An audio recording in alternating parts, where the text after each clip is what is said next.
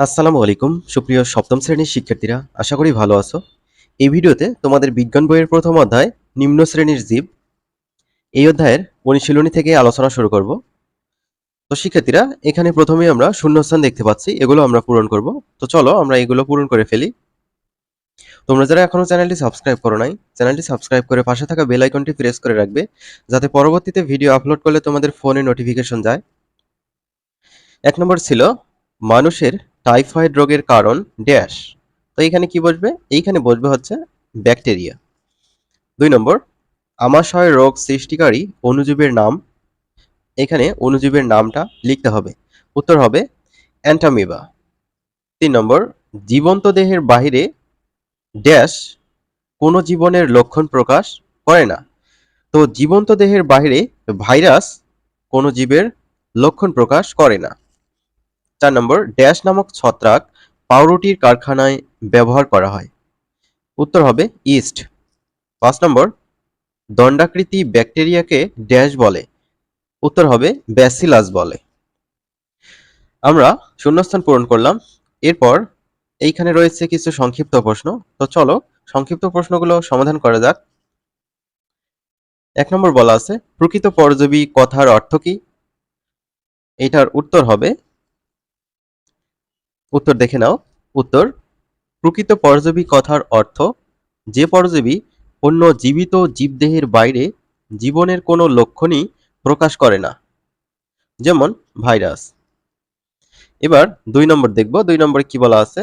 ২ নম্বর বলা আছে ব্যাকটেরিয়াজনিত ৪টি রোগের নাম লিখো। ২ নম্বর উত্তর ব্যাকটেরিয়াজনিত ৪টি রোগ হলো ১ নম্বর নিউমোনিয়া, ২ নম্বর ধনুষ্টঙ্কার, ৩ নম্বর রক্ত আমাশয়, ৪ নম্বর কলেরা। এরপর ৩ নম্বর প্রশ্ন। ৩ নম্বর প্রশ্নে বলা হয়েছে অণুজীব কারা? অণুজীব কারা? উত্তর যে সকল সূক্ষ্ম জীবকে খালি চোখে দেখা যায় না, অণুবীক্ষণ যন্ত্রের সাহায্যে দেখতে হয়, তাদেরকে অণুজীব বলে। ৪ নম্বর কোন কোন উপাদান নিয়ে ভাইরাসের দেহ গঠিত?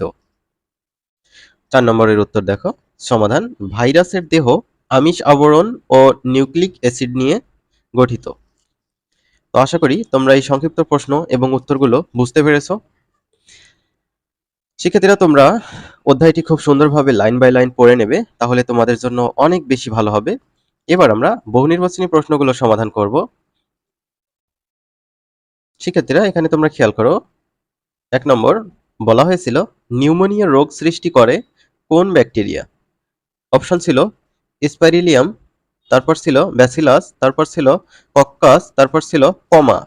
উত্তর হবে কক্কাস। ২ নম্বর শৈবাল ব্যবহৃত হয় ১ নম্বরে বলা আছে আইসক্রিম প্রস্তুতকরণে, ২ নম্বর মাছ চাষের ক্ষেত্রে, ৩ নম্বর ঔষধ তৈরি করতে। তোমরা যদি ভালোভাবে বই পড়ো তাহলে বুঝতে পারবে এখানে ৩টা অপশনই সঠিক হবে। নিচের কোনটি সঠিক? এই যে ঘ নম্বরটা সঠিক, ১, ২ ও ৩।